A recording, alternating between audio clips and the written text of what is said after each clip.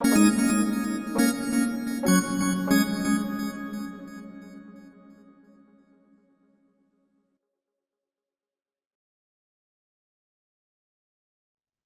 guest today is Dr. Michael Louis, who is the founder and the leader of the Independent Candidate Association.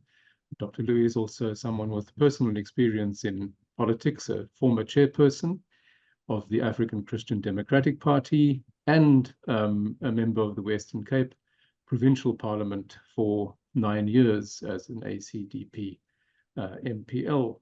Dr. Louis, welcome, and thank you very much for giving us some of your time. Thank you, Michael. Great to be with you. So let's begin by just understanding a bit about the Independent Candidate Association. What is it? What does it hope to achieve? Well, during my tenure in politics, it was actually very interesting because the one thing that I didn't actually realize was the importance of civil society movements. And I always say to individuals that the one thing that really South Africa can be proud of, that we've got so many civil activists. And just by the way, people often ask me about being a politician. Am I a politician? And I said, yes, but did you know you're also a politician? Because the definition of a politician is a devoted citizen. Mm-hmm. So the one thing is that I always thought that post my political career, I always wanted to remain a devoted citizen and get more involved in active civilry. And that's really how the Independent Candidates Association also started. But I was, I'm still chairman of the One South Africa movement, which is a real civil movement, which is focusing on electoral reform. And then during this period of electoral reform, many individuals said, but listen, Michael, you're pushing this whole trajectory of electoral reform and independent candidates. Who the independent candidates going to be accountable to? And then that's how the Independent Candidates Association was birthed, because I'm also a lawyer and I belong to the Law Society of South Africa. And as a result, I knew that it's important that the independent candidates also have a type of statutory body that governs the laws and governs the interests and education and being a custodian of independent candidates. And that's how it was built. Right. And one of the things that you did, obviously, and very successfully, was to go to court some years ago and sort of plead the case for independence to be able to stand at provincial and national level. I think you approached the courts first in 2017. Can you give us a very brief overview of how that all went and what the outcome was?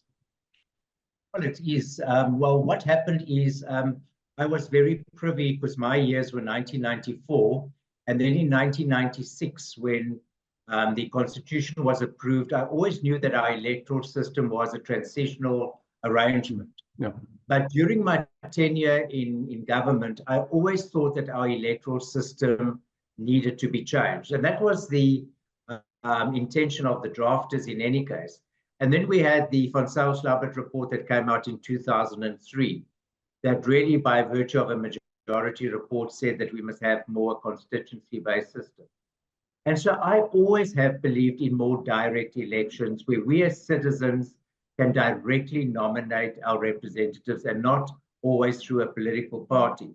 Yeah. Now, that doesn't mean that my trajectory is I'm against a political party. Of course, you can imagine I respect political parties, and political parties will always be there to stay. But I really believe in a constituency-based system where we can nominate our representatives directly. And I went to all the leaders of the political parties in 2017, and all of them said, yes, Michael, we must do it. But they knew they had too much power, so they weren't too keen to change it. And I knew that the only way I could do it was to take it to the courts. And a very good friend of mine then reminded me about the conflict that there was between the Electoral Act and the Constitution.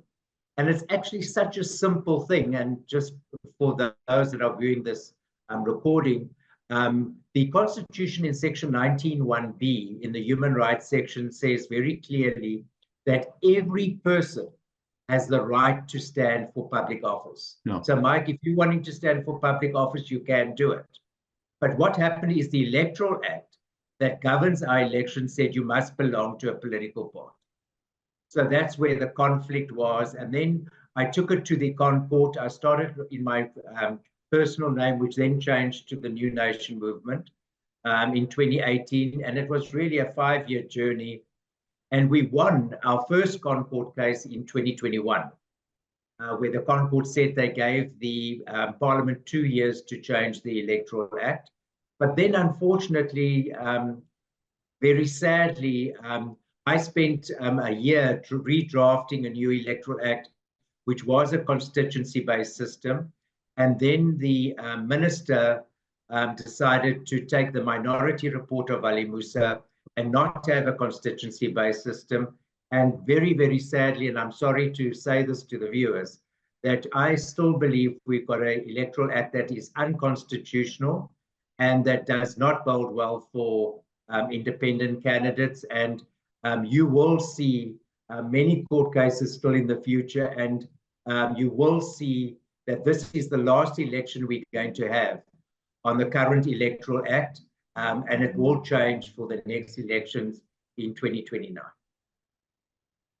Yes, I think there's a growing sense that we do need to change the system and move to some sort of a hybrid between proportionality and constituency.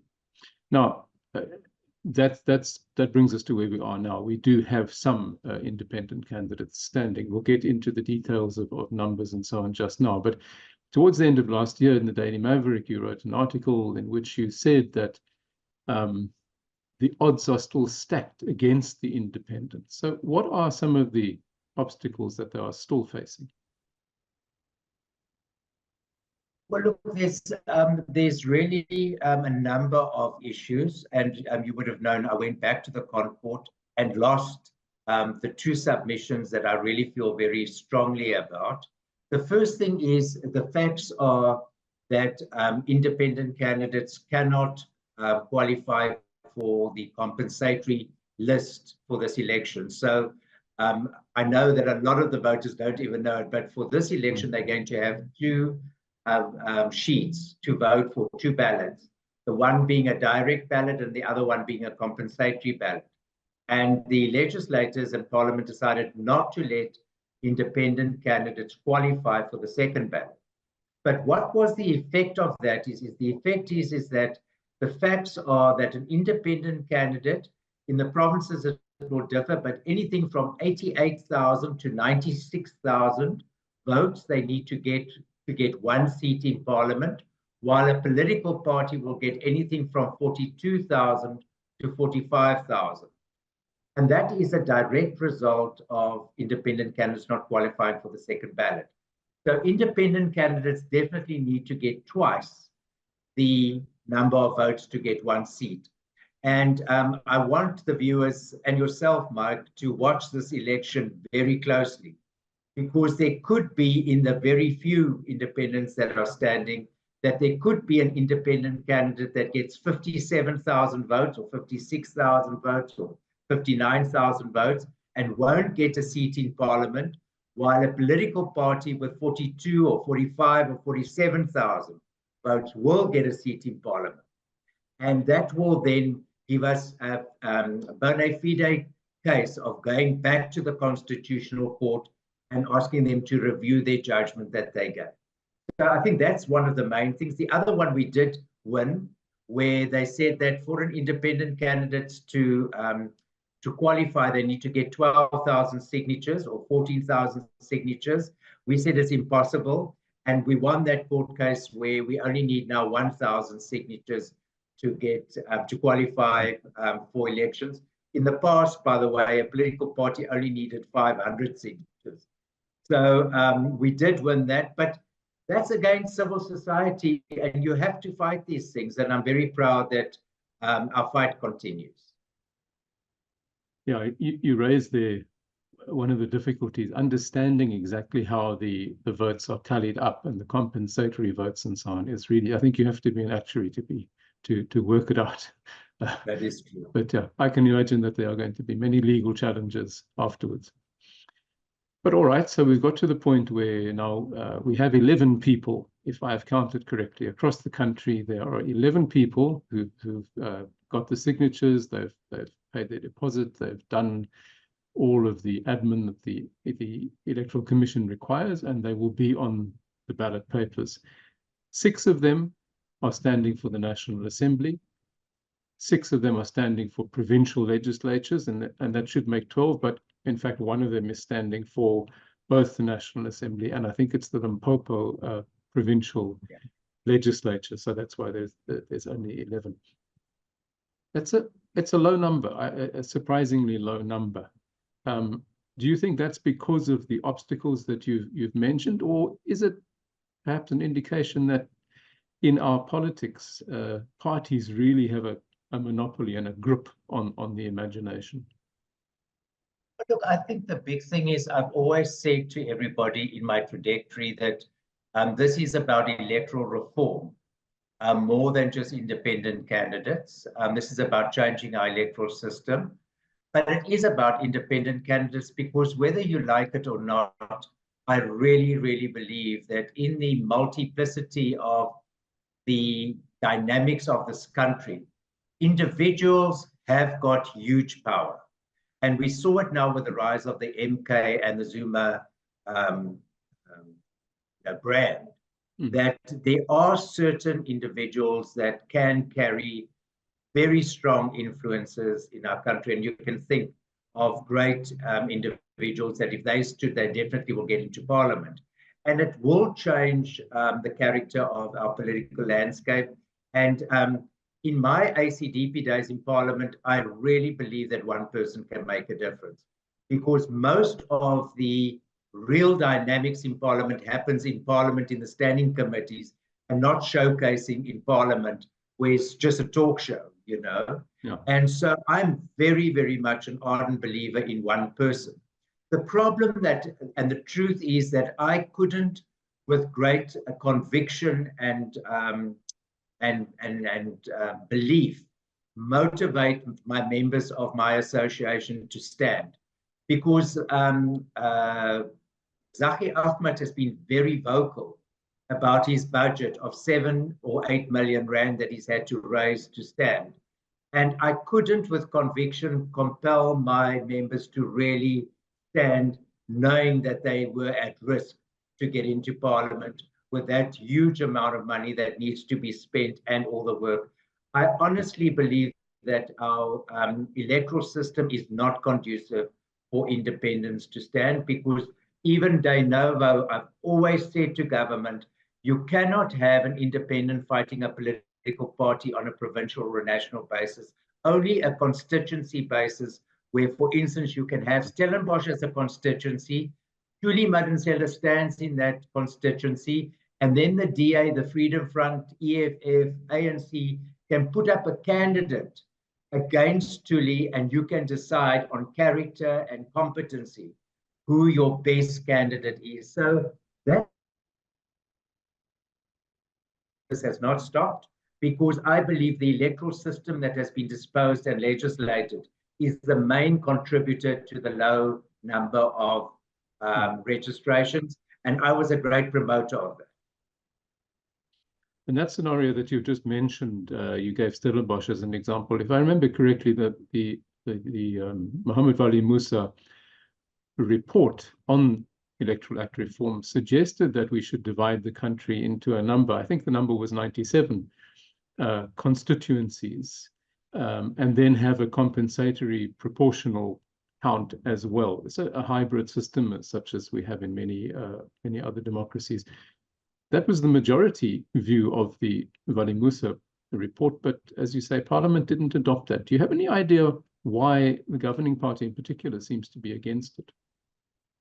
Look, I haven't got any reasons. By the way, it's 55 constituencies that the Wali Musa report did. And what Wali Musa did, because I was very involved in studying the recommendations of the majority report, they wanted to duplicate the local government elections because then you've got 3 tiers of government that are represented equally. You're going to have a member of parliament represented in national and provincial and local. And those spheres of government, you can have a much more accountable system of governance. And their rationale was really made a lot of sense. Vali Musa's, the government brought in a lot of excuses, but their main technical excuse was that the demarcation board isn't really existing to be able to demarcate the different wards and the regions and all that, because it is dysfunctional and they didn't have the time to do it. So that's the legal argument. I think that they will be in a much stronger position to be more fighting on their brand of their flag and their leadership rather than individuals. And so it is what it is. I think this election is going to be very telling. And I just want to make sure that one day we've got a proper electoral system that really works. Right, moving to the practical issue, you mentioned earlier that in these elections, voters are going to be given 2 ballot papers, that is for the National Assembly, for the national parliamentary elections. And of course, they'll have a 3rd paper, which is for the provincial legislature, whichever province they find themselves in. Now, is it correct? They will not encounter the name of an independent candidate on the national compensatory ballot paper, but they will find independent candidates on what's going to be called the regional ballot paper. And they may find the name of an independent candidate on the provincial ballot paper if in their province there is an independent candidate standing for the provincial government. And I believe there's only 4 provinces which have an independent candidate for their provincial legislature. It's complicated, and it's something new. Do you think this is going to cause some confusion at the polling stations? Do you think there's been enough voter education to warn people about what to expect?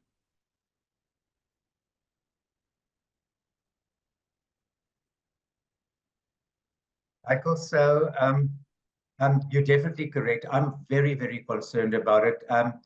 I promise you, in my interaction with civil society and leaders and political reporters and things, very, very few know that there's going to be 3 ballots.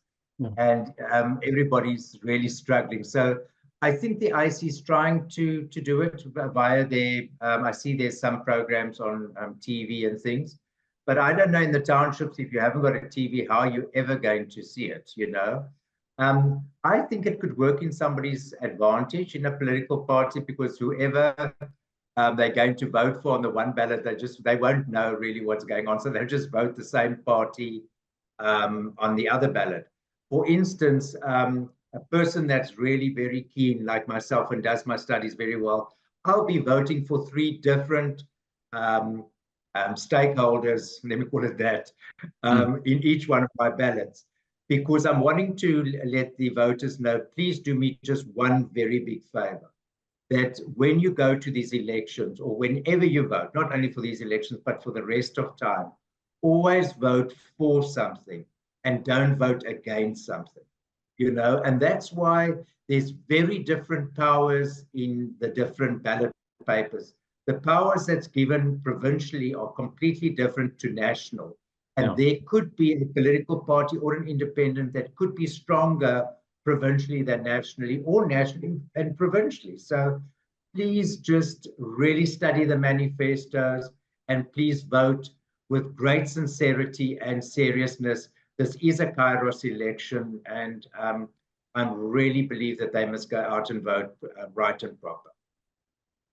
And perhaps the key point to put across is that this new ballot paper, if I can call it that, the regional paper, because we've always had a national and a provincial paper, but this 3rd one, that vote is also for a seat in the national parliament. People must not be confused and think that regional and provincial mean the same thing. The regional and the national papers will, one way or the other, according to the complicated formula, earn seats in the national parliament.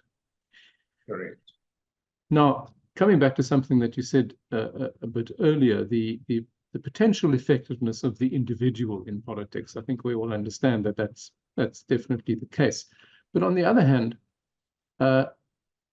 The scenario could be that an independent candidate gets elected to Parliament. They arrive there, one of the 400 MPs. And one of the first questions is, all right, what committees or committee are you going to serve on? If you're a political party with 50 MPs, you dole them out and you can cover all of the portfolio committees quite easily. If you're an independent, you can only be in one place at one time. Secondly, you're not going to have, that big party support structure, the party researchers, the fundraisers, the secretaries, the admin, etc. You're going to be more or less on your own. So obviously the question is effectiveness. How difficult will independent candidates find it to really make an impact as compared to members of political parties in the day-to-day workings of Parliament or a provincial legislature? I really love that question because I've got real experience about that. In the sense is that in my days in the provincial parliament, I was one person. So even although I belonged to a political party, I was just one person. And I'll tell you something, because we are people of faith, I want to tell you a real example. The real positive thing about it is that, for instance, we're the only province that's got our constitution, our own constitution. Yeah. And we were debating in the preamble this whole clause about under humble submission to Almighty God.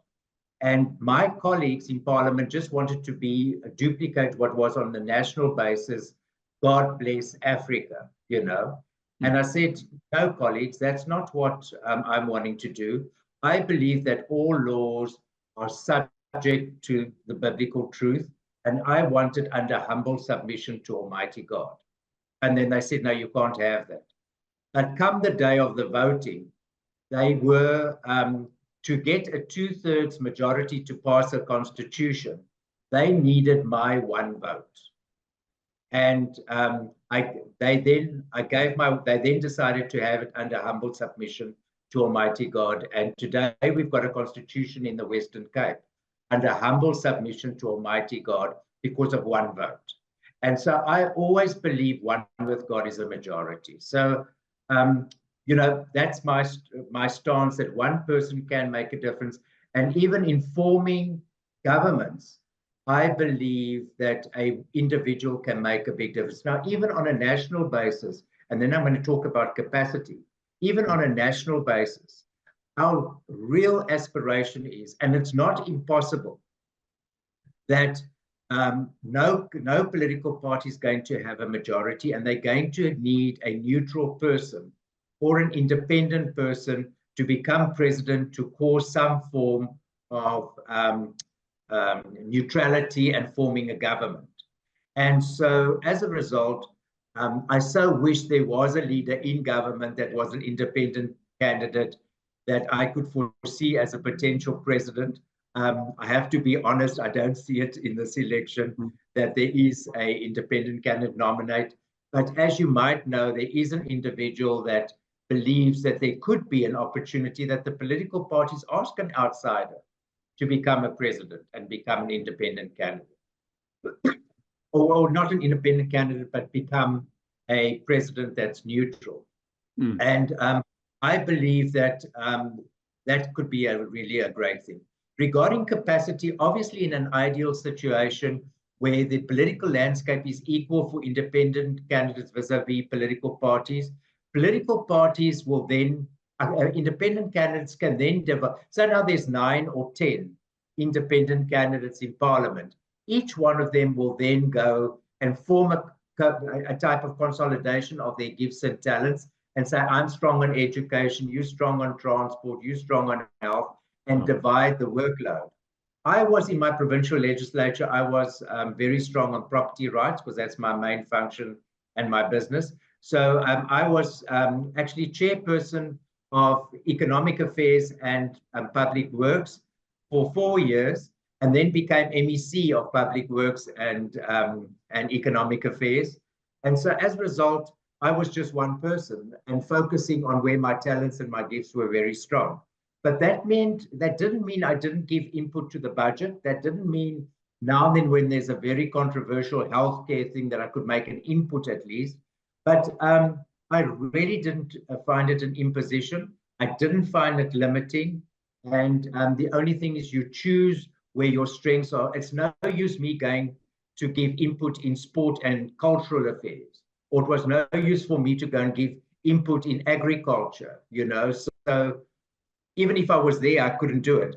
And just lastly, by the way, political parties also devise their MPs just to focus on one standing committee and not all of them. So it's not a limitation. I think we must rather get bold new voices and talent and gifts into Parliament and don't think of the limitations. Right, last question. You mentioned earlier that in your view, this will be the last national and provincial election that we hold under the pure proportional representation system. There will be electoral reform. If it was up to you, what would be the key features of the new electoral system? Well, I think the key features will be definitely a constituency-based system.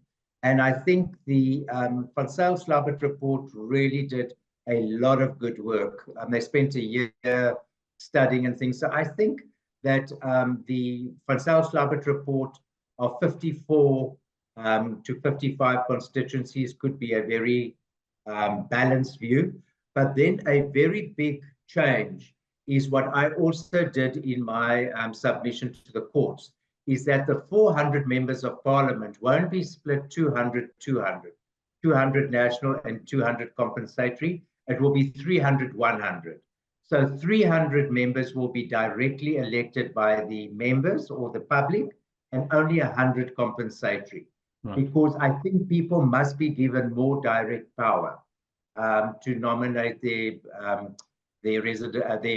political representatives.